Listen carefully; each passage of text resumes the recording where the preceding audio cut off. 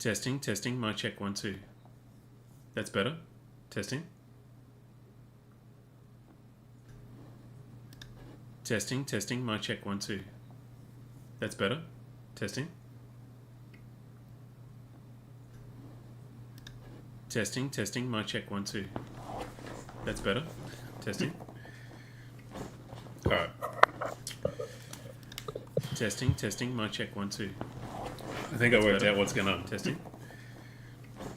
All right. Testing, mic check 1 2. I think I worked out what's going on. Testing. All right. Testing, mic check 1 2. How's that? I think I worked out what's going on. Testing. I can mute the desktop audio. Testing, mic check 1 2 1 2. How's that? All right, just let me know in the comments if there's any more issues, but I think we're good to go. Let me just do one more check. Check. Yeah, we're good. All right, so I want to take a look at the Electric Vehicle Council's State of Electric Vehicles in July 2023. This is a report that came out today, and I think it's worthwhile going through because there's a lot of facts and figures in here, which is really good to see. There's obviously been some people there, spent a fair bit of time preparing this. One of the important things that I think we need to touch on is just the absolute domination of Tesla in the market. I mean, these two vehicles alone make up a significant amount, and we'll have a look at those numbers in a second, followed by BYD, which has started to do good things. So if we continue along here, it basically mentions about, government strategy, etc. And then this is a figure that surprised me. I didn't realise that we had as many as 800,000 buses and trucks, but when you think through, Australia's a big country, we move a lot of stuff around every day, a lot of people around, it kind of makes sense. While there's a few electric vehicles electric buses getting around, the vast majority of those are ICE, basically diesel trucks and buses getting around. So a lot of work to do there, and there's just not the availability of vehicle models like there is in the consumer space for even heavily motivated companies willing to spend a lot of money. The options are just not there. That they are, internationally, the automakers that produce these vehicles, they are working towards that and a number of offerings, but we're just not seeing enough of them in Australia. Moving down here, they're talking about fuel efficiency standards, which, basically if we want to accelerate the transition, you've got these push and pull factors, right? So definitely what I'd love to see the most is more availability of markets and that competitive pressure on price to push that down and let that drive most of the adoption. But at some point, we're going to need to put the pressure on the people, the laggards that don't want to give up their ICE vehicles, and maybe introducing something like an efficiency standard means that automakers can't just continue to dump whatever vehicles that are not wanted elsewhere in the world into the Australian market. And even if they can find buyers for those, I think ultimately we as a country want to start to say, this is the direction we want to go in. And we've done a little bit of that with vehicle incentives and subsidies at the state level.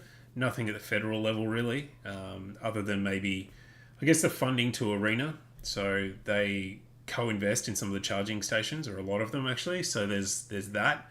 But outside of it, there's not really a federal and then a state rebate, which we see in other parts of the world, to really bring down that upfront cost of electric vehicles. But yeah, at some point you gotta weigh up, okay, if all of the incentives are there, and let's imagine you walk into a dealership, not that I think that you will very much in the future, but let's say you do, that if you walk in and there's an EV there and a comparable ICE vehicle and they're the same price, I think you'd be absolutely crazy to go for the ICE vehicle, because the consumer demand is changing, right? So if you buy that ICE vehicle for whatever you pay today, let's say it's $50,000, if you think you're going to go and sell it for any reasonable price in 3 or 5 years from then, good luck, because the bottom is going to fall out of that market. Nobody's going to want that thing, and everybody will be trying to offload their vehicles. So there'll be a flood of those into the market.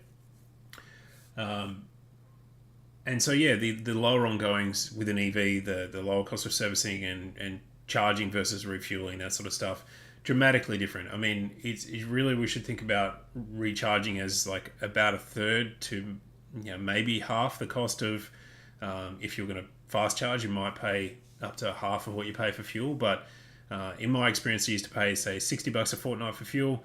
It wouldn't even be $20 in electricity, and depends on which power plan you go on then. And the other great thing is you do have a capacity to impact that as well. So if you're a homeowner, you can put solar on the roof and reduce that electricity bill even further. So if I keep going through, as I said, this is a long report. This is the team. You can go and have a look at that yourself if you want.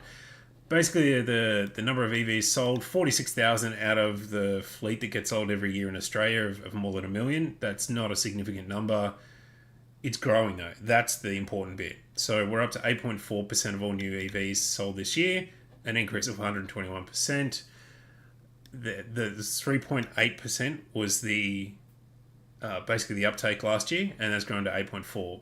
Now the other cool bit, and we'll get to this in a minute, is that month by month we're seeing this with the new vehicle sales. So obviously there's a whole fleet of vehicles out there on the road, and they'll last somewhere, the average expected usable life is around 12 years in Australia for a vehicle. And so if a vehicle sold today, it's going to be on the road for say 2035 perhaps. So we really need to think about how fast we can adopt EVs, because the back end of that means we get closer and closer to 2050. And if we've still got vehicles on the road that are ICE vehicles, we're not going to be at net zero by 2050, which is kind of the whole point of all this. So Tesla and the Model Y account for 30% of all EVs. That's ridiculous for one model to account for that, because it's been a very, very long time since the likes of Ford and Holden have been selling in those quantities. Used to be, the story was you'd race on the weekend in supercars and then sell on the Monday if you had a win. So those days are well behind us. We've got one of the most diverse markets in Australia in terms of nameplates. A lot of different models, a lot of different choice for consumers. So to see one nameplate take 30% is kind of insane. And we also seen it be the second best selling vehicle in Australia in June. So I knew when I reviewed it and I wrote this that Australia was about to fall in love with that car. It's just a great mix of technology and space and storage and performance, and it's just, the price was the thing that everybody knocked. It's like, okay, well, I'm not used to spending $70,000, $80,000, $90,000 on a car, and that's still true today. But there are a lot of people that can buy in that price range, as evidenced by the sales. So the maths that I did basically was combine the Model Y, the Model 3, and you're getting close to 45 to 50% of the EV market in Australia from Tesla. So that's, I mean, the leadership charts of vehicle sales is just going to change so dramatically over the next 10 years, and we're already starting to see it now. And BYD 6,000, it's nothing to sneeze at. They've only got the 803 in the market at the moment. The Dolphin is coming, so that's the sort of the Model 3 competitor. It'll be very interesting to see how that goes.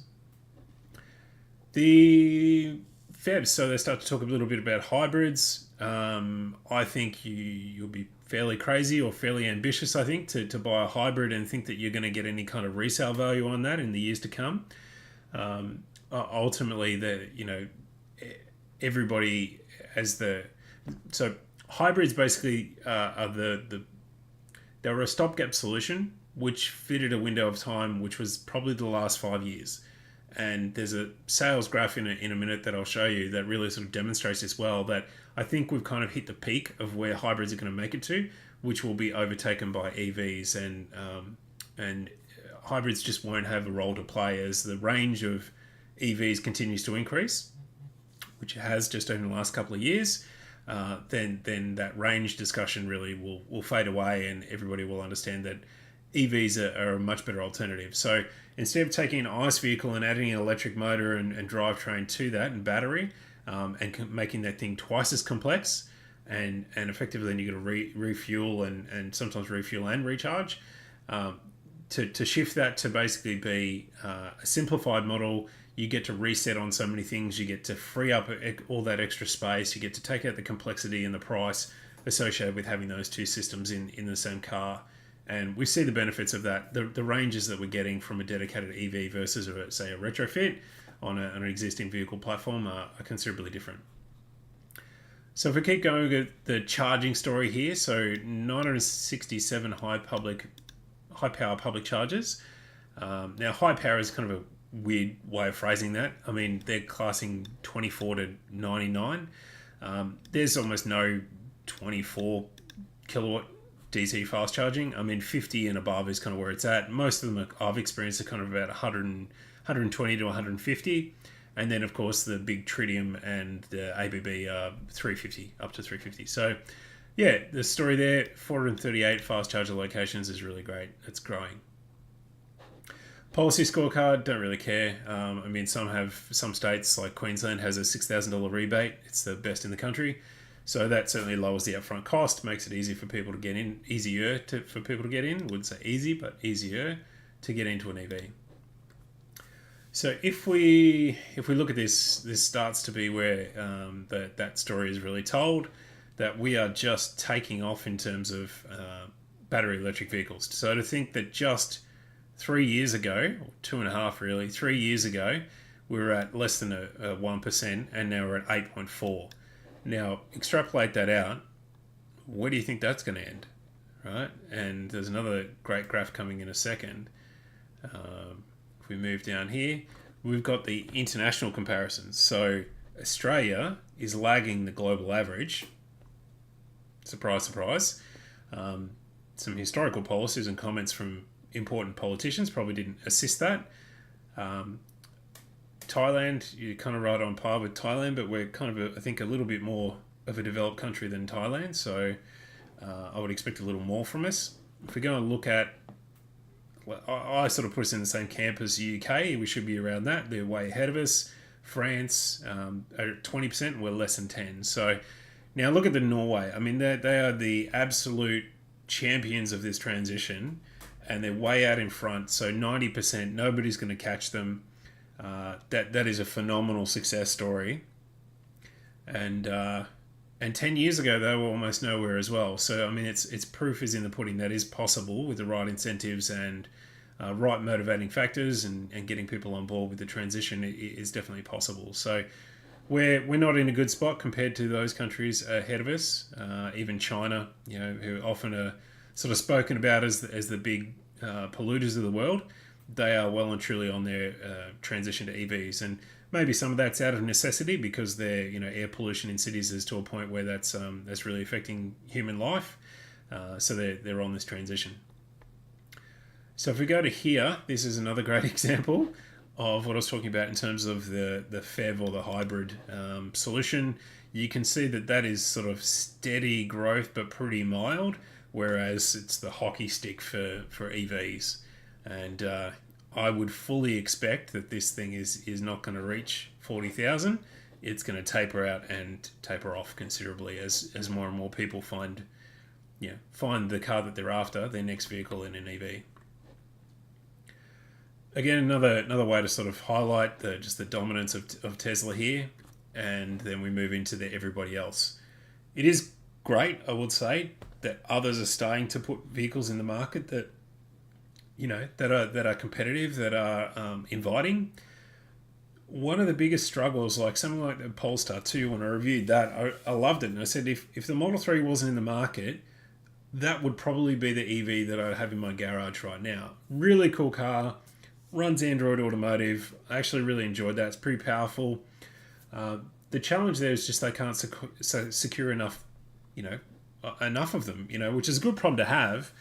But the rest of the world is doing this transition, as we've seen up earlier in the report. So we're really fighting these auto manufacturers to basically get supply here. And something like the Ioniq 5, there's been a number of vehicle releases that are batches of 500, right? So if Tesla's selling in the thousands and the others can't even get that supply to the market, well, they don't even have a hope of sort of matching them.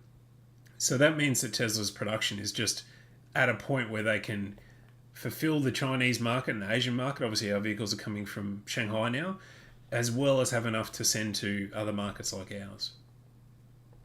And that's what the other guys need to do. They really need to ramp their production. So this is maybe not the best graph to show this, or chart, but it's I think this really demonstrates a transition. So you can see as we move through 2015 up through 2019, 20 and beyond, that the amount of PHEVs are dying. So yeah, I think, I imagine, I don't know this for sure, but I imagine many people who went out and bought the Mitsubishi. So let's see, Mitsubishi PHEV. Is it the Outlander? Yeah, this was one of the most, if not the most popular hybrids for a while. I imagine many of those customers are now looked at the Model Y and transitioned over to there.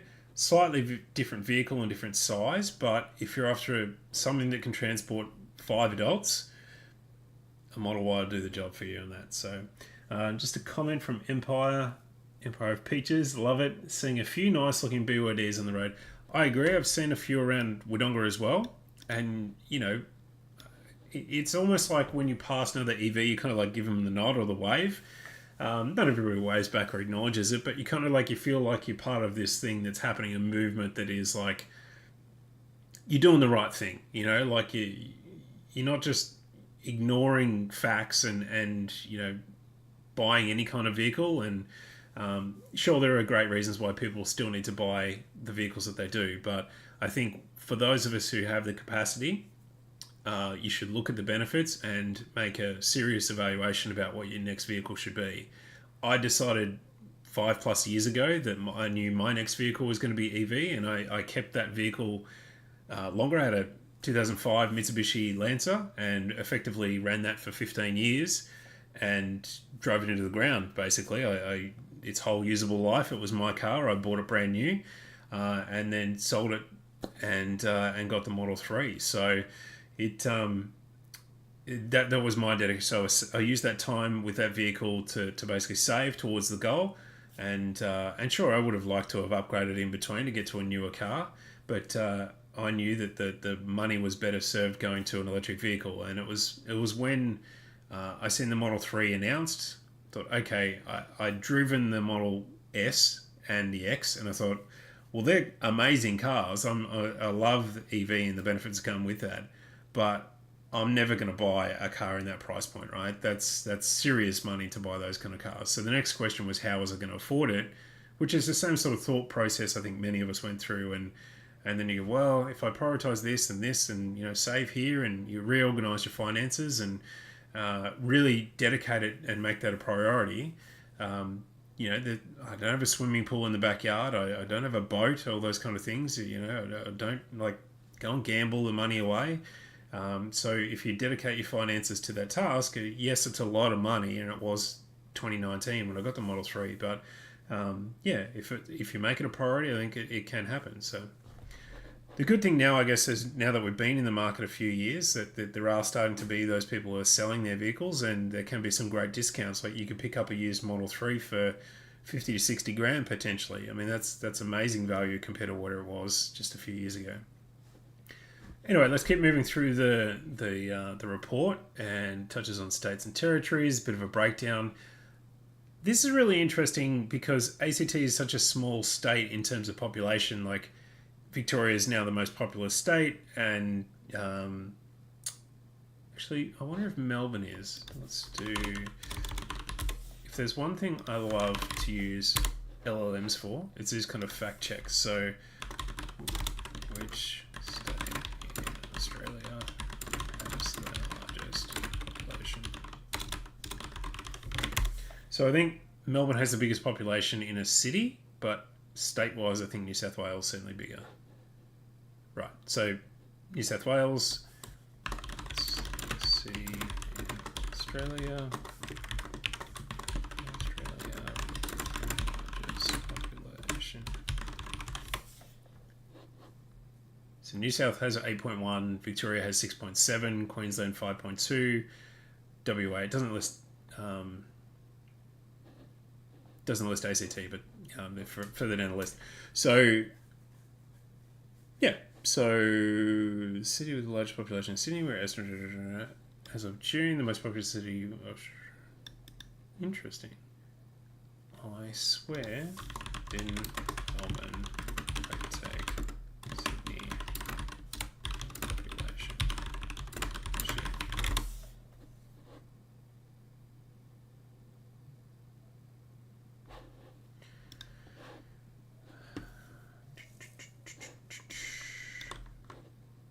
Yes, you are correct. Okay, so it just lied to me. That's great. Um, I thought I remembered that. So Melbourne has a population of 4.8 and Sydney's is 4.8, but just slightly more. So yeah, there you go. So back to the story. Slightly distracted there. So it's pretty flat, to be honest. Like Queensland, South Australia, Tas, Vic, WA, and then the Australian average. ACT well out ahead.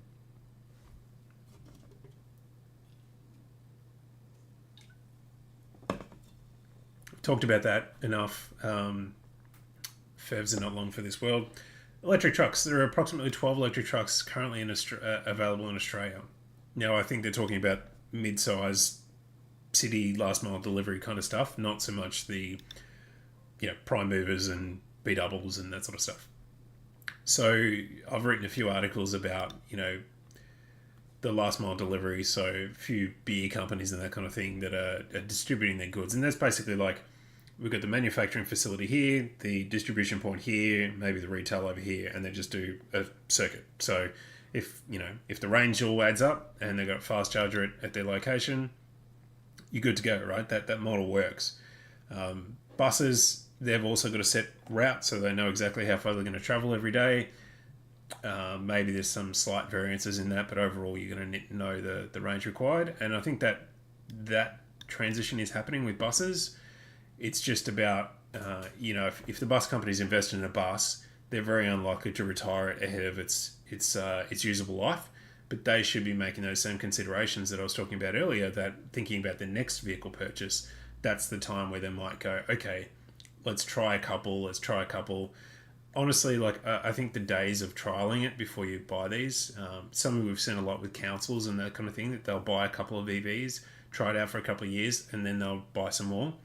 I think you can kind of understand that, within some constraints, EVs work, and so the time to trial is kind of behind us now. I think it's time to buy and just get this transition done.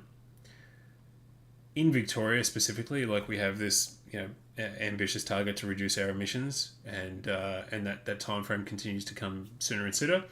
So if we're going to meet that, transport is a big part of those emission reductions, and so it's got to happen sooner rather than later. Public charging, etc., in services 967. We touched on this a little bit earlier, but you can see the growth in charging, which absolutely does need to keep pace with vehicle adoption. If we hit a point where, it's a common consensus that, you can't find a place to charge, or there are big queues, like we've seen at peak times like Christmas and Easter and those kind of things, where the amount of travel goes up considerably, that there can be choke points at main infrastructure. Wodonga is a great example of that, being between Melbourne and Sydney and Canberra.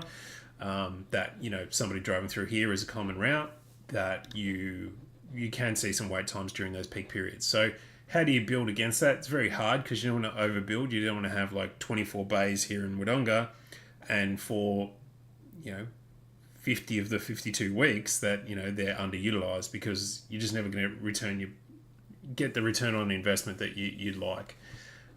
So on PlugShare, this is what I recommend anybody that is after a charge, considering buying an EV, got an EV, just head to PlugShare, and you can see that between 50 kilowatts and 350, the amount of locations that you can charge at now is crazy.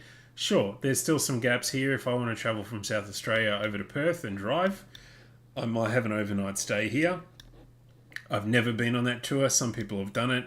Some people have travelled right around Australia in an EV to kind of prove that it's possible. I think that story is only going to get better and better over time. So, yeah, in Wodonga we've got a little one over here. So a town of 100,000, we've got the nice one out at Barney. And that probably doesn't get used as much as it should. But now we're sort of filling in places like Wangaratta, BP at Glenrowan's got one.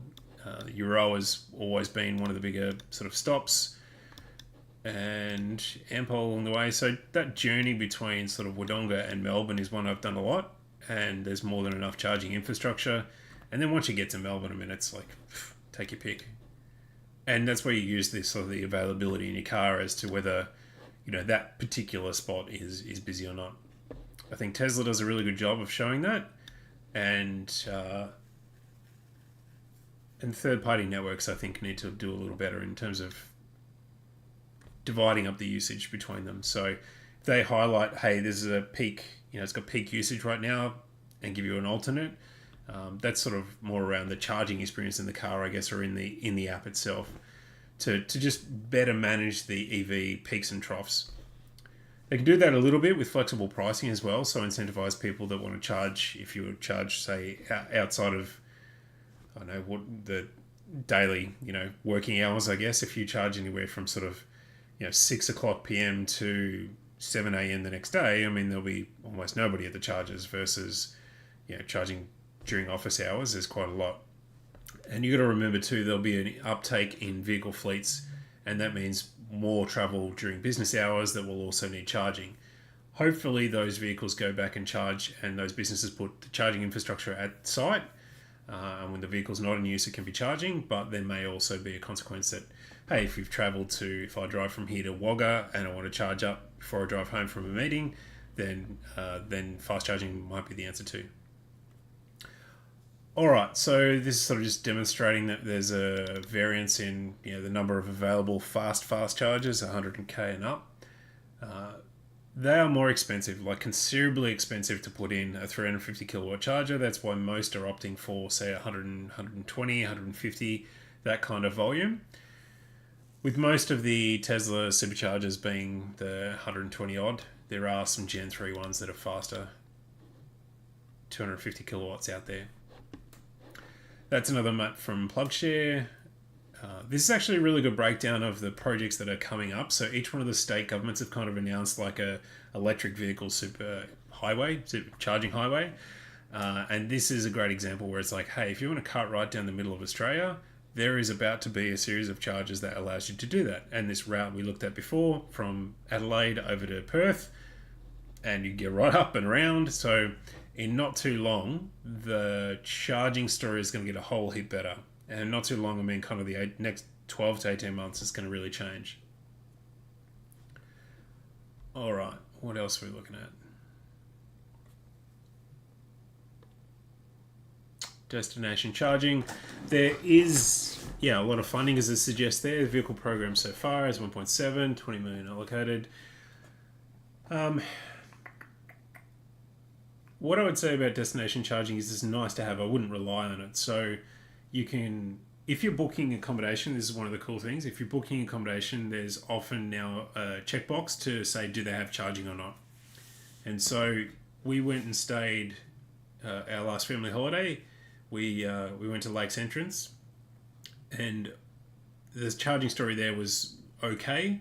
There was a couple of hotels or motels that had charging infrastructure, but they were not where we wanted to stay. So chose a different one, but I called them and made sure that they had a power point. It turned out that there was a pool shed right near the back of their car park, and that's where I parked, and they gave me that allocated reserve spot for the few nights or the best part of the week that we were there. So that was awesome. We were able to go out through the day and then charge up overnight, and it was only just took the mobile charger with me, and that was a really sort of great holiday and not an issue at all. And then when it came time to drive home, quite a decent drive, but we had more than enough range to get the first fast charger and then back.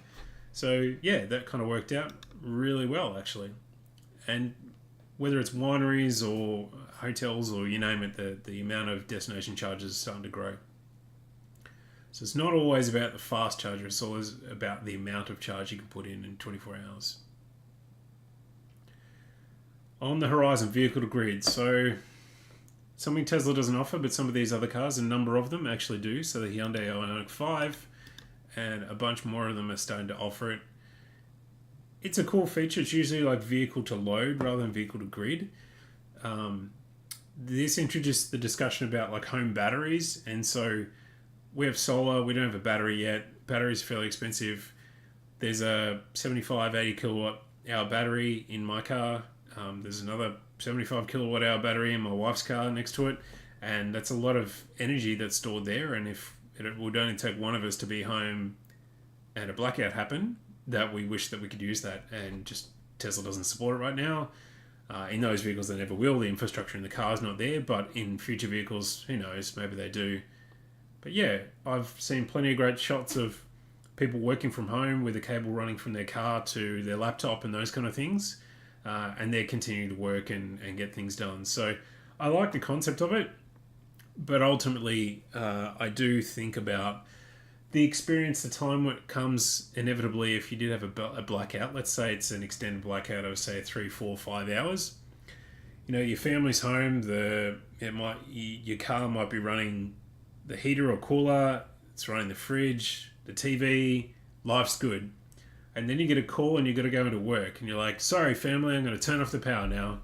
It's like that doesn't sound amazing to me. I'd much rather have a battery dedicated to that task. It's just about the prices of those batteries coming down. Currently, they're, prohibitively expensive. I would say they're, 12,500 for a Powerwall 2 in Australia right now. At installation, you're talking about $15,000 investment, and if you sounds like family's getting home, so they might pop in a second. So unless you're like a really dedicated person, use a lot of energy, maybe that makes sense to you, but it takes a lot of power bills, especially given that we've got solar and those power bills have really reduced. It takes a lot of power bills to sort of pay that back. And so let's say the payback period is something like 10 years. Well, the battery's warranty is 10 years. There is one scenario that you can get out of that, which is if you enroll into a virtual power plant, Tesla increases the warranty by 5 years. So then you get a 15-year lifespan of the battery, while the payback period could be 10 years. So the solar is an easy story because your payback period is like 3 or 4 years, and they last for 20, 25 years in the panels, and maybe 10 years in the inverter. So that kind of goes together really well, that as long as you don't sell your house in that time, that you'll be well ahead by the end of that investment. And I honestly think that'll be one of the best investments that we ever made, was putting solar on the roof. If there's one regret that I have, is that we didn't put more. So we put a 6.5 kilowatt system on the roof, and with the addition of the EVs, 2 EVs in the garage, I think that we'll transition to gas appliances. I think we will continue to use power, but that's something that we can be in control of, invest, and then bring that cost down. Whereas our reliance on gas, like I have a $900 gas bill right now, being winter and the heater and cooking and everything comes off that. There's zero that I can do about that. There's nothing I can do to reduce that gas bill. Look around at other plans, but that's sort of incrementally different. So the big move there is to transition to electric, and then maybe add some solar and battery to fix that problem. Anyway, so this gets back to the vehicle efficiency standard, and I also want to think through the per kilometre charging. So at the moment, most vehicles are taxed based on the fuel. So as you go and refuel, you'll pay a portion of that, a fairly big portion of that. Let's see what the fuel excise is. What is the fuel excise? Pounds in Australia. I think it's like 40 cents per litre or something goes to this.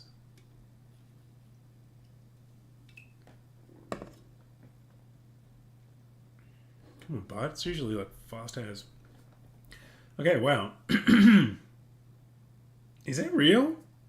Are they taking up to 50 cents in 2025? Holy crap. Okay. Indexed twice a year to CPI. I did not know that. Wow. So 44. It's gone up from 40 to 44, and it's on its way to 50. Good luck with that. So we're paying about $1.80. I think I seen the sign when I passed it today. I don't look very often, but today I did notice it. So, they're not going to take a cut on profit. So that's going to be an increase in fuel price. So at $1.80, that's going to go over $2 soon enough. That's another, maths is hard, another 15, 16 cents on top of what you're paying at the moment. That's going over $2 in the next couple of years. So, proposed efficiency targets for new passenger vehicles. So this is like how far you can get. So grams or kilometres in EDC. Catch up. I don't really understand that catch up bit, but okay. So cars are got to go further on less. Cool concept.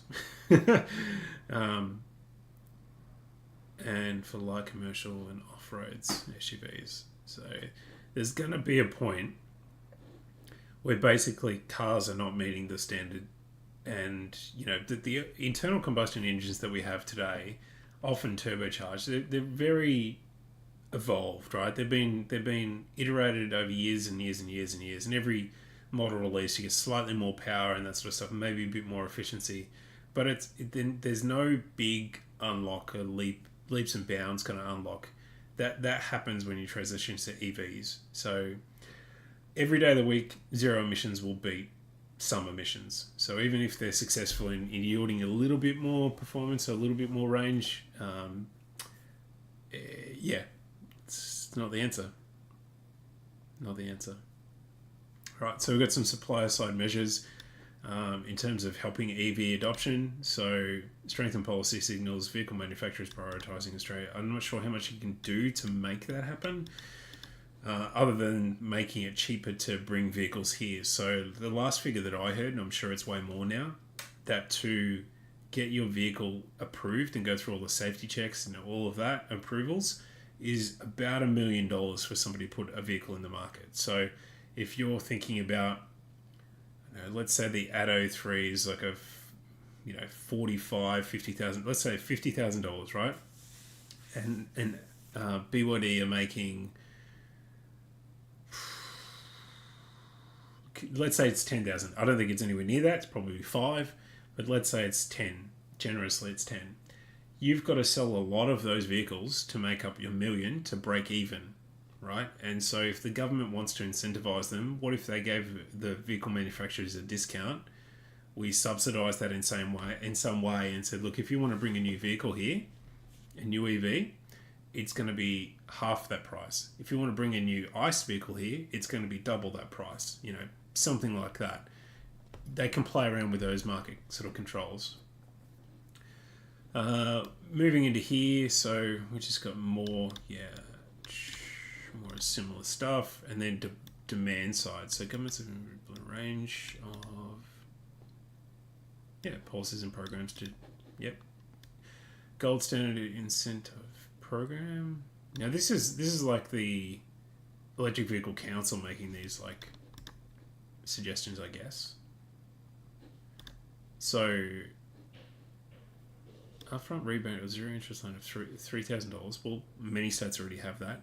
As I said, if you could combine a federal rebate and a state rebate, and you're at like, I don't know, say you're in Queensland, you get $6,000 at the state level and $3,000, like you reduce a vehicle by $10,000. I mean, the amount of people that can go from affording let's say it's the cheaper EVs, a $40,000 car comes down to something near 30. I mean, now you're talking about mass adoption.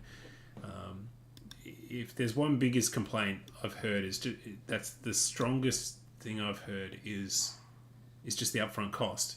Now, some people take it on finance and then you don't necessarily have a big upfront, but not everybody does. So yeah, the cheaper it is, it's certainly cheaper to run, that's for damn sure.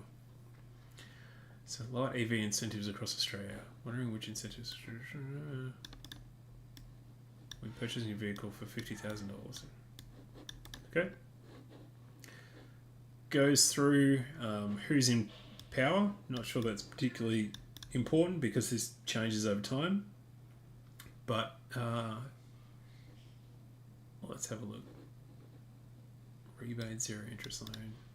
I mean, I don't mind that. Giving people a loan at zero interest, that will help them too. For a period of time. Not the whole loan, obviously. Road user tax, this is a big question mark because it's not applied to the ICE vehicles yet. It's only hybrids and EVs at this stage. And then the rebate, as I mentioned, Queensland's got that big $6,000 one, and Victoria frustrates me to no end that they removed that $3,000 rebate. And there wasn't a good explanation. They didn't stand up in front of the cameras and explain why that is. Effectively, they just basically said, we can't afford it, we're kind of broke. They can't afford the Commonwealth Games, they can't afford a vehicle rebate. It's kind of sad, really.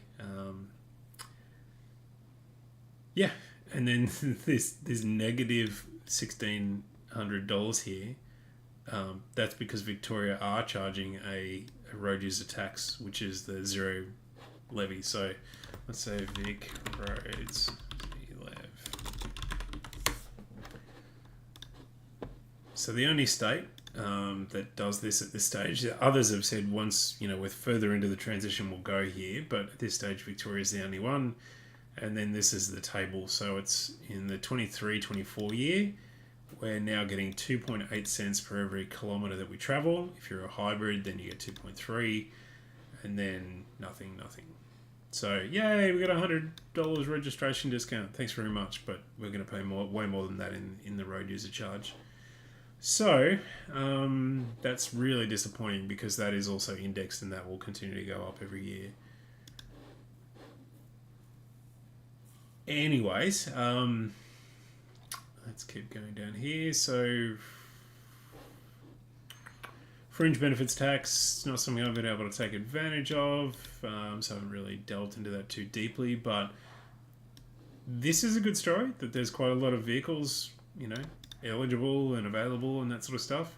The new ones, the MG4, really affordable. ZS EV, I've reviewed that in the past. It's a decent entry. It has compromises, but decent. Cooper Born, love the design of that thing. Looks fucking mint. But the price is not right. $60,000 for a small car is just too much. If that thing was like 45, I mean, that would sell like hotcakes. And then you could have your premium version at 60, sure, with a fancy paint, all that sort of stuff. But the starting price is too high on that for it to be seriously adopted. Marquee, we've talked about that being too much, let's say. And then Peugeot, they're all FEVs, so they're not really important. The Leaf, cool. Nobody thinks about the Leaf anymore, to be honest. Their biggest Achilles heel right now, and something they really need to rethink, is just the charging standards. So they're still on CHAdeMO while everybody else has moved to CCS2 as the standard here in Australia. Dedicated electric vehicle strategy. So Tasmania says they're the only ones without it. More policy stuff. I don't really get those scores, but cool. Okay, so here's the targets. This actually could be cool to go through. So ACT, the commitment to 100% fleet leases by zero emission vehicles where fit for purpose currently selected passenger vehicles include 6 etc. New South, target 50% of EV procurement in New South Wales government fleet. Cool, by 2026, a few years away, increasing to 100 by 2030. That's awesome. That's awesome for a few reasons, but namely because the New South Wales government fleet has a lot of vehicles in, and let's try and find that out. How many vehicles? This will be cool if Bud can tell us what this is.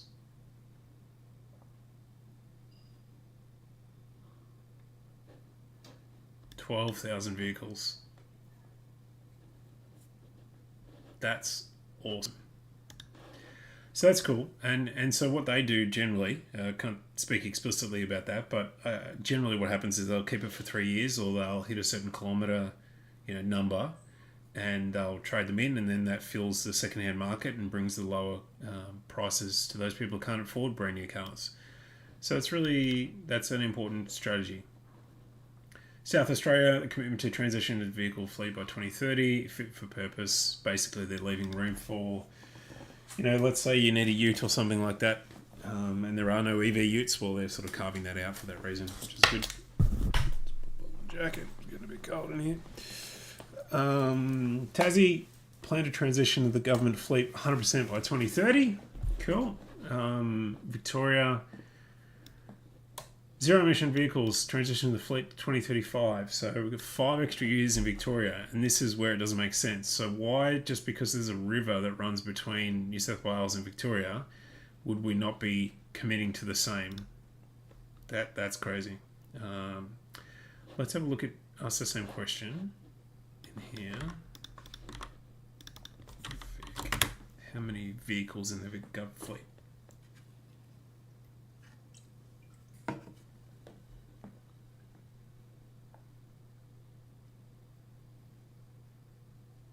Come on, bud. You're not fast today. Normally it's like very snappy. All right, 22,000, 13,000 in the Victorian one. So we had just under that. It's interesting. Victoria, more cars in their fleet. There we go. Queensland. Goal of transitioning, goal doesn't sound very confident, of transitioning eligible passenger vehicles in the government fleet, zero emissions by 2026. It's ambitious. It's good. Let's have a look at what their fleet is.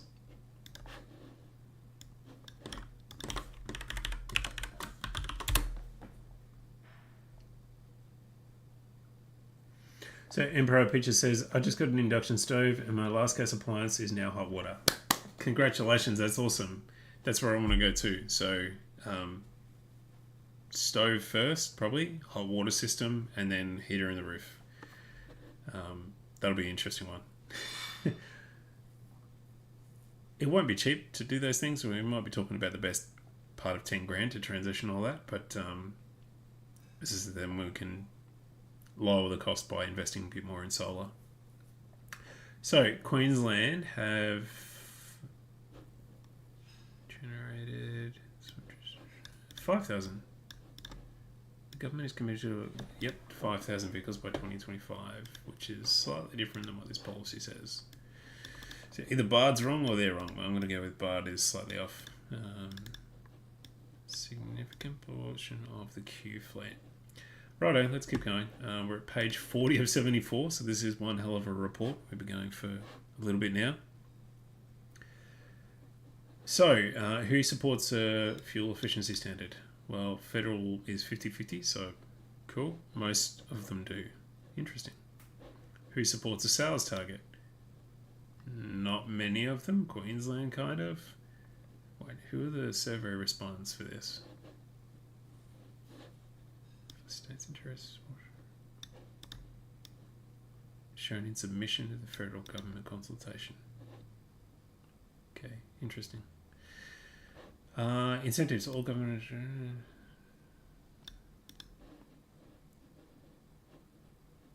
Right, we already knew that. Has an eligibility criteria of 180,000. Cool. Right, so this is going to be the reason people identify upfront cost, operating cost.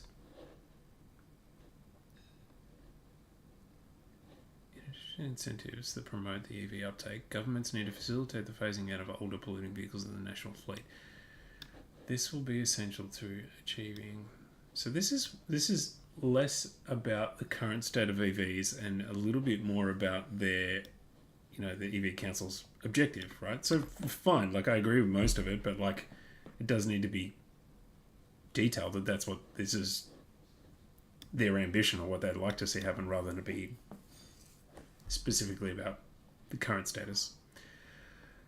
So this is a breakdown of charging, public regular charging, fast charging, workplace charging.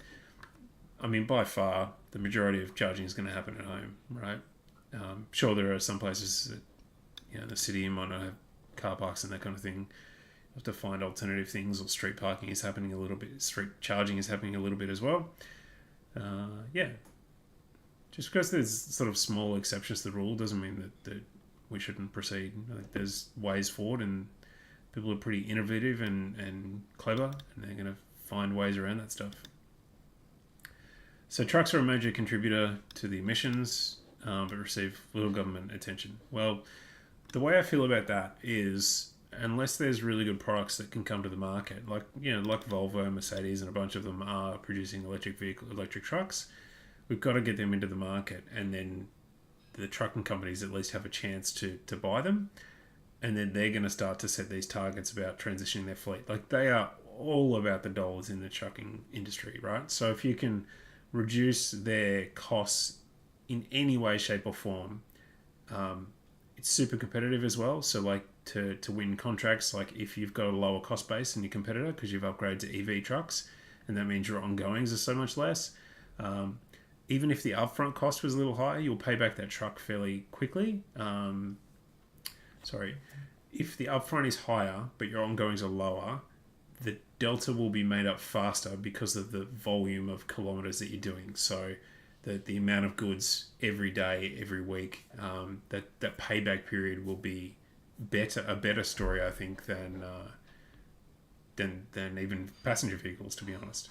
Now, it depends because I haven't seen the figures on an electric truck, but let's say a normal truck is 500 grand and an EV truck is 750. That sounds an enormous increase, but maybe when you do the sums that works out because instead of going and fuel up and you're putting, 3 grand's worth of diesel in the thing, you're recharging and it's costing you $200. I don't know, like some kind of massive delta like that, and then the serviceability as well. The downtime for truck can be considerable. You're still going to have tyres. There's no getting around that sort of ongoing cost. If you're doing that many Ks, you're going to wear out the rubber. So industry development, this is all getting kind of a bit boring, but down into here, effective data sharing is vital to policy decision making. One key issue is the lack of independent public source and the number of electric vehicles in the country. Public, cool. I would say too, just the EV charging companies, they should do a better job at sharing their charging session data, so that should help the government plan or at least work with the charging companies to plan where, like, if you just leave it up to the commercial sense, what they will do is everybody will try and put their charger right in the hub of a population, dense area or a tourist destination area, and forget about the lesser visited areas. Well, it's almost like telecommunication.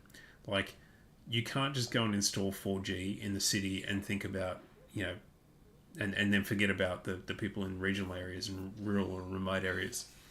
It's this is going to be infrastructure that the whole country needs. And so, if I travel home to a small country town, I want charging there. If I travel to the big city, I want charging there. It's like it just needs to have charging options everywhere. So, other EV policies. Australian government has been committed to net zero emissions of 2050, which is what I mentioned earlier. That's what this whole thing is about. Like, if we're going to hit that, we've got to have this in check by 2035. So ACT, ensuring transport sector does its fair share of achieving climate objectives. The ACT government's plan is to phase out the internal combustion engine and light vehicle sales by 2035. Right. So we're here in 2023. Okay, so here's the point. So in 2023, we have 8.8% of new vehicle sales being EVs. Do we honestly think in the next 10 years that 8.8% is not going to become 16%, 32%, 64%, and just keep doubling every couple of years? And that in 10 years' time, that we're not going to go from like 8 now to probably 80% of vehicles. So that puts us in, 2033, and we're at 80 to 90% of EVs. So then by 2035, the amount of people who's going to want an ICE vehicle, because remember, it's going to be more expensive than an EV by then. It's probably not going to go as far. It's certainly not going to be as powerful. And, it's, I don't know. It just doesn't, I find it incredibly hard, I guess, to imagine a scenario where the vast, vast majority of people are not absolutely willing to buy EVs in 2035. And the other thing that will happen, I guess, is less people use petrol stations and fuel, then inevitably supply demand dictates that the price of that is going to go up. So imagine that fuel is not $2 a litre, and it's not even like the Christmas and Easter kind of premiums that you pay, or maybe it's $2.20, $2.30, something like that. Imagine it's $5 to go up, $5 a litre to go and fuel up. You tell me how many people are going to really want to, go and drive around their ICE vehicle. Even if they're like the hardest of diehards, I just can't see that that's a viable thing in 2035, that you're still buying an ICE vehicle. If you've got all the money in the world, good luck to you. Maybe you can, but I think it's going to be rare. So this is getting towards the final summary of what is going to make the difference here. In line with achieving the net zero by 2050, commitments to this is sustainability. 100% of new light vehicles produced. Local governments play a crucial role. Hello. Hey. Hi. How you doing? I'm good. I'm streaming at the moment, darling. Dad. Yeah? What can I do? So, Before Emmy was barking at Mama and biting her clothes. Oh, dear. And just before she was biting my sock and jumping up on me. Okay. Well, you tell her no, okay? I said no, so she just barked at Mama. Okay. All right. Well, I'll come out in a minute, okay? All right. Love you. All right. So let's keep going. This is really interesting. So they're proposing, because this thing started out as a report on the current situation, but this is clearly talking about future state now. So 100% of new light vehicles purchased by councils being EVs by 28. That's in 5 years. And then 100% of the council's light fleet being electric by 2033. That means in 10 years, they actually want them to have fully transitioned. Now, as I said, they usually cycle them out after 3 to 5 years on a certain amount of Ks, 30, 50,000 Ks. So maybe this will happen anyway, but this is an interesting proposal that's what they think you have to set to achieve it. I'm sure it's going to ruffle some feathers to think that those two timelines are pretty aggressive. It's good.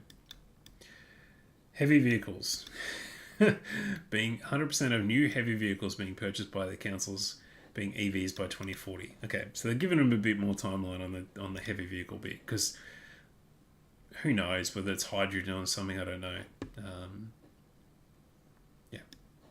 I guess they're sort of including that in the EV bit, but 100% of council's electric vehicle fleet being the fleet being electric by 2050. So that's obviously, if you meet these two, then you're well on your way to this one. Support national EV charging infrastructure targets, multi-bay fast charging every 70 kilometres along highways. So I think we would be, based on the plug share map that I showed before, I think that we would be every, what's the distance? Like, let's say between sort of Wodonga and Melbourne, and you route through here through Euroa, this distance probably here between here, Euroa and Glenrowan, is probably, let's do the calculation. Let's say Glenrowan. So right now, the longest distance, this is in July 23.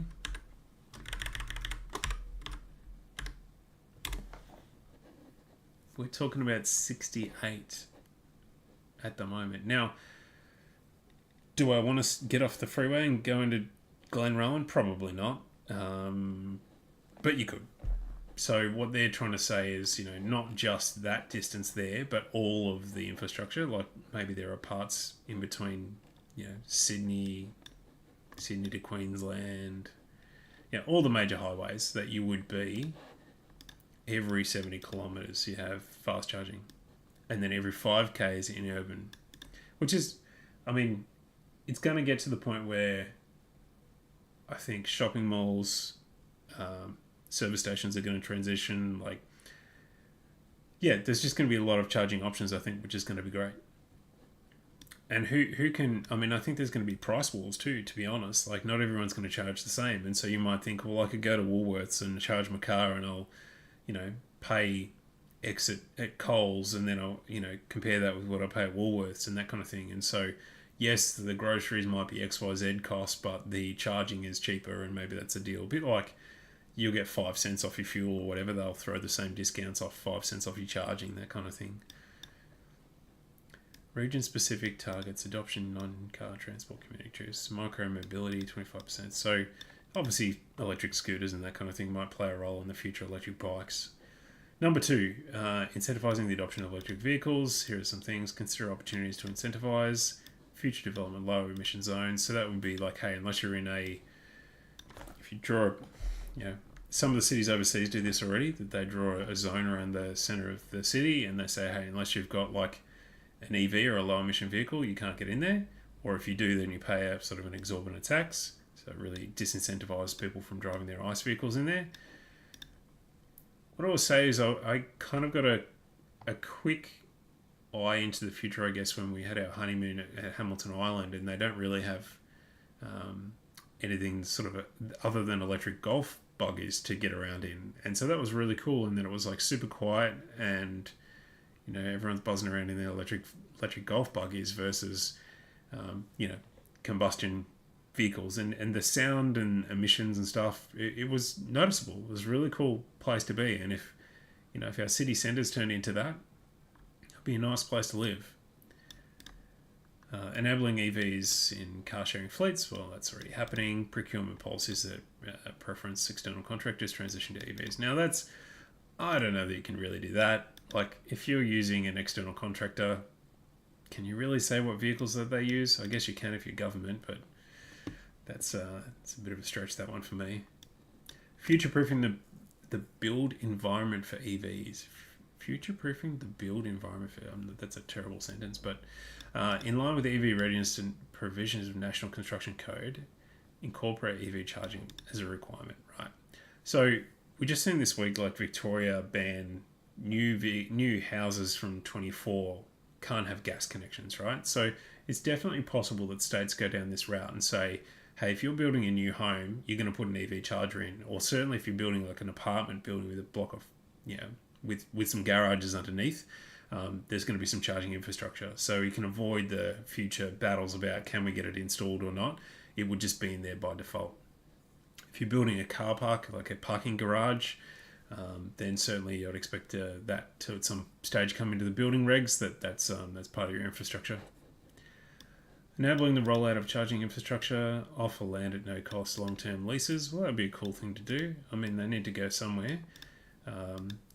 It could be a revenue generator for the government, to be honest. Like, if you've got this land and the charging companies or infrastructure, the charging networks want to put their charging in, you might give them a break on it to put it in, but you could pick up 1 cent in every charging session, 1 cent in every cent per kilometre.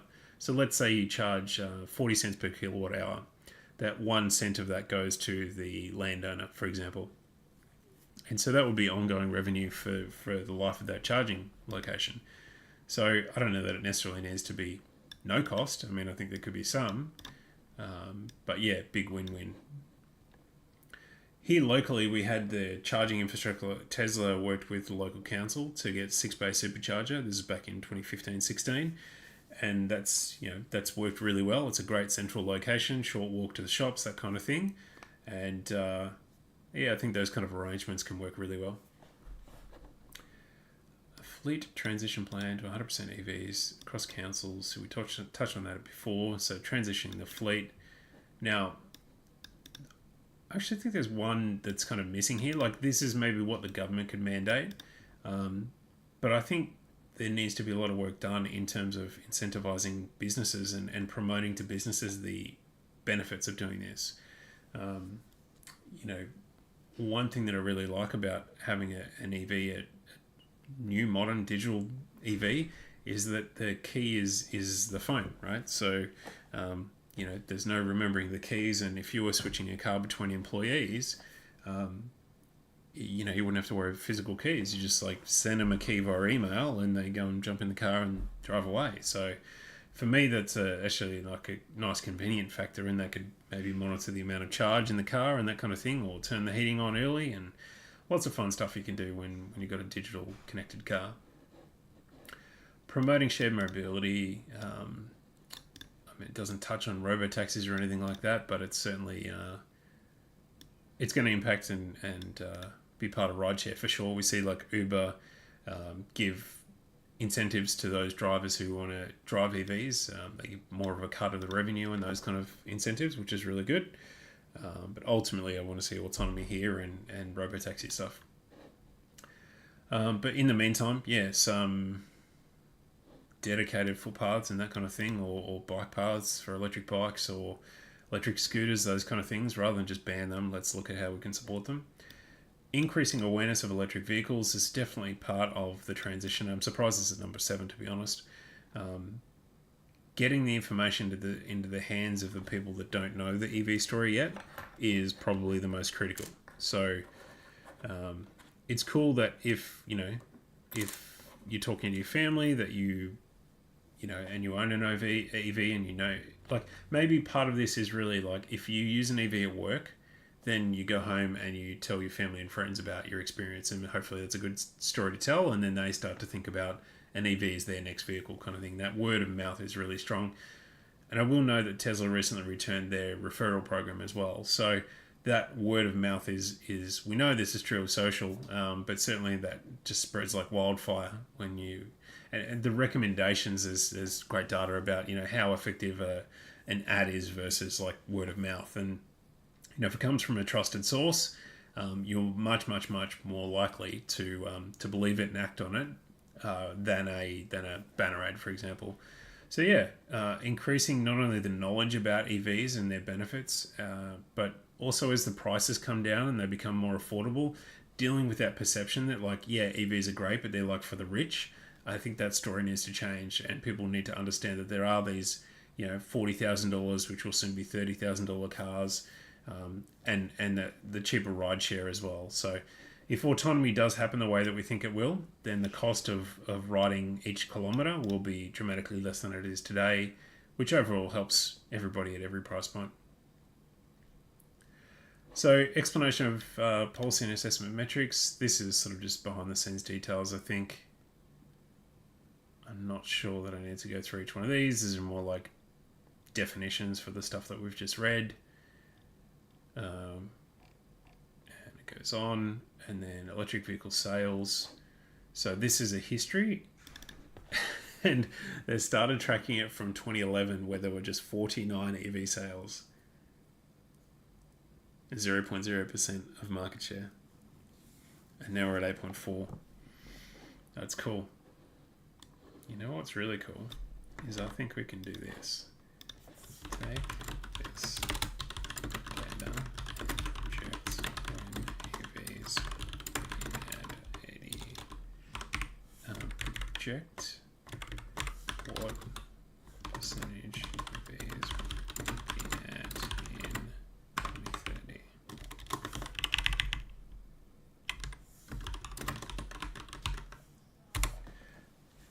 Now, this is where like LLMs can do their work. So it should understand that the data set that I just fed it, and then go, okay, I see this trend, and what I don't want it to do is like a linear calculation to say it's just 3.8% last year and then 8.4, and then like do the, okay, well then it's going to be this. It should do it, take into account an exponential. So it's suggesting, that's really cool. Okay, so here's the prediction. 23 is, so year to date is 8.4. It's actually projecting that by the end of 23, that we're 11%, which is around 70,000 vehicles, 14%, 14.2 by the end of 24, 18.3% by the end of 25, 2026 by the end of 23.4, 23.4 by the end of 26, 28.5 by the end of 27, 33.6 by the end of 28, 38. That's interesting. I guess 33 to 38, 38 in 29, and then 43 by 2030. So if I say now, give me a graph.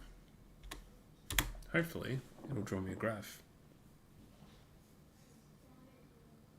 Now, see the assumption that it has there? It's like this projection is based on an assumption that EV market growth will grow at a steady pace. Well, I don't think it's growing at a steady pace. I think it will grow at an exponential growth. Let's do this again. So make the calculation again.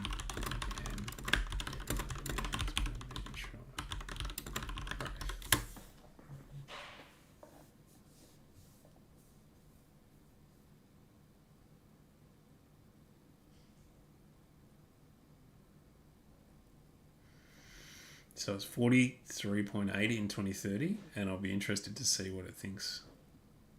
Oh yeah. Oh, we're going to be at 437% by 2030. Okay, it went bananas. So no, basically no, it's not going to do that. If you've got a guess, let's throw that in the comment or reply to me on X, and we'll see what you think the EV market share is going to be in 2030 in Australia, and we'll see who's right. I'm gonna guess if we need to be done by like 2036, let's say we're 100% 2036, we're gonna be at 80% by no 75% by 2030. Yeah, I think that's a decent bet. 75% of new car sales by 2030. It's ambitious. I think it'll take a lot to get there, but it's also 7 years away. So cool. And so this is maybe the best set of data that I love. It's just listed out the price points of all these cars straight away. You're like, Audi, no. So the amount of people that are willing to buy a car over $100,000, very tiny, very very tiny. Like let's say 1%. Maybe it's 2, but 1%. BMW, same thing. Okay, they've got one that's like half reasonable in price, and you've got to weigh this up with range. Some people care about acceleration. I do a lot. But let's say acceleration wasn't your aim. Let's say range and price was. That you've got ADO 3 coming in at 44, the Dolphin coming in at 44. So basically take your pick whether you want a SUV or whether you want a sedan. The cheapest one, the Dynamic, is 38. This is before on roads, obviously. So add GST and, well, stamp duty, registration, delivery, that kind of stuff. Yeah. But yeah, the range is 427. It's getting up there. It's very decent. 511 for the Cupra. It's pretty good. All right, so let's go through the. Wow. Okay. So it's a FEV, right? So it's got a plug on it. So I guess that's why it gets included in the list. But I would easily delete these from the record because, yeah, well, okay. You've done very well in life if you can afford that. Good luck to you. I actually went to the launch. This funny, weird story, but I went to the launch of the SF90. Very cool, very Ferrari-looking car, but it's not very practical. So the Aura is a newer brand and model in Australia. That's at 44.5 before on roads. It's got lower end of the range, but that's fine. Onyx 6, I don't love the rear end of that, but it starts around 74, which is not bad, and 640 in range is very, very good. The Kona's been in the market for quite a while. It's sort of doing what they're doing. 300 k's of range and 60 grand is quite a bit of an ask. Jeep with their I-Pace is just, they're in another world. I don't understand how they think they're going to sell people on that. I mean, I think they sell 2 or 3 of them a month. It's ridiculous.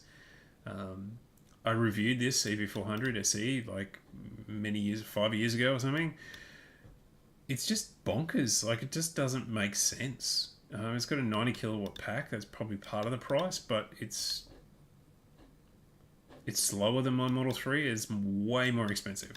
So that doesn't go together for me. Kia EV6, really nice looking car. You can get it in 3.5 seconds to 100. 100 grand.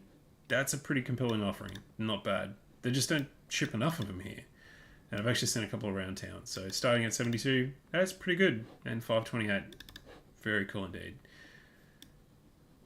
LDV people mover. If you need a van, it's good that there's sort of one in the market. It's not sexy at all, but it is doing its thing. And then Mercedes, again, they've got like a little tiny EQA at 78, but ultimately most of these are big money that nobody's ever going to buy. So, and then they've got FEVs still in here, which is silly. Somebody like Mercedes should be leading the charge. MG ZSEV, I reviewed this as well, the earlier version of that, but it was the sort of the price darling, but now it's got beat out. I'm not sure. I haven't driven the Z4. Maybe I would choose like the ADO 3, probably the ADO 3 over that. All right, so what do we get to? MG Mini, you don't see Minis around. I mean, they're on sale, but certainly don't see many of them around. So they're doing small numbers, obviously. And then the Leaf, yeah, it's just not enough range there, and just it's not a nice design. I don't think it appeals to enough people, and it's got that weird CHAdeMO, which is now we're starting to see a lot of fast chargers go dual CCS too, and that means that those people who choose a Leaf with CHAdeMO connector are going to be in a world of hurt pretty soon, I think. Polestar 2, the range is decent. The price is sort of around the right mark. I would like to see them knock off a little bit. When you start to add their sort of not autonomy, but their advanced driver assist stuff, it does bump this up to 5-6 grand more, and then that starts to be a bit of an ask compared to a Model 3 with autopilot. Porsche, look, they're nice cars, but nobody's buying this, really, not in any serious numbers. They're too much. And then Model 3 starting at 60. I mean, 60 for 490Ks or 75 for 602. Get after it. Model Y, it's just doing good things, and it's because of this, right? 72 grand, 455. It's an LFP pack, so you can charge to 100 as much as you like. 6.9 is like, it's not going to set the world on fire. It's not certainly a long way from the Performance 3. Performance Y, if you can afford it, that's 3.7 still pretty tidy. But yeah, this is what's doing it. good numbers, good range, great tech, love it. Volvo, I don't see anybody, fighting ham over fist to get a Volvo. Kia EV9, that could be a real player. I think the numbers are not going to make sense. I mean, I've seen 130 grand, so that's going to kill it dead on arrival if it's 130. It does look cool, the design. Whoever's the designer at Kia, crushing it. Looks amazing. But the finance people there need to tidy it up a lot. No range on the standard range there. 541 for the long range, which is maybe not long, but for a big SUV, that's pretty decent. They've thrown in a 100 kilowatt pack, which is huge. Tells you a little bit about the aero efficiency. Is not great. Lotus, I don't know. I've never seen any of those. Maserati, still not out yet, so to be confirmed. Peugeot, to be confirmed. Polestar 3, so not out yet, but 132. Good luck. Yeah. Renault small car, to be confirmed, not out yet. I think they're like the Cooper Born. There is a good slot for hot hatches to do good things, but they've got to be priced properly. Rolls-Royce Spectre, okay, if you've got 770 grand, I'll take a ride in it, but that's a silly number. Skoda, I think they're a cool brand. A couple of people I know have Skodas, and they are quite a cool car. They're ICE versions anyway, so I think they should, design-wise, they should be able to do compelling products. We'll wait and see. But 77 kilowatt hour pack to get 550, 544 kilometers of range. I think they're good numbers. This is the column that matters, though, the price. Toyota, it's an ugly car. Nobody's buying it, and it's going to cost too much when it comes out. Very likely, 315 kilometers of range is not where it needs to be. ID345, we haven't seen them in Australia yet. They're big over in America and Europe. I hope that they do come. It sounds like they are if they're on this list, which is good. Putting up some decent range figures. Golf is Fev. They can go away. Volvos, hey, so there's cargo vans and that sort of stuff. Cool. It's great that they're coming, because we do have people.